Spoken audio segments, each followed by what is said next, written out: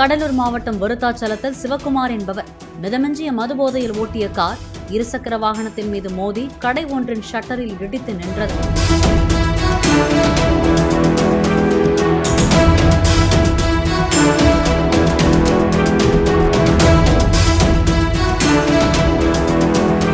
விருத்தாச்சலம் ஒழுங்குமுறை விற்பனை கூடம் அருகே சிவக்குமாரின் கார் எதிர் திசையில் வந்த ஸ்கூட்டி மீது மோதியது.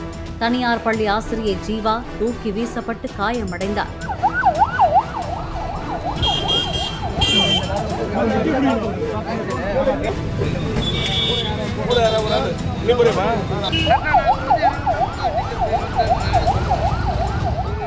காரிலிருந்து மீட்டபோது போதையில் தள்ளாடியபடி வந்த 50 வயதான சிவக்குமாரை போலீசார் காவல் நிலையத்திற்கு அழைத்துச் சென்று விசாரித்தனர்.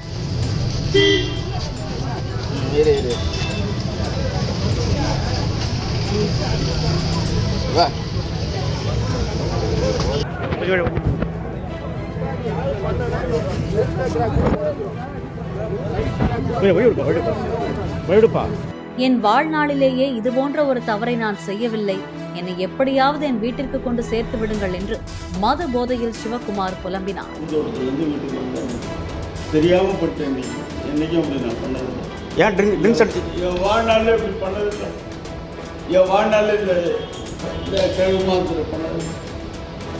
பாவம்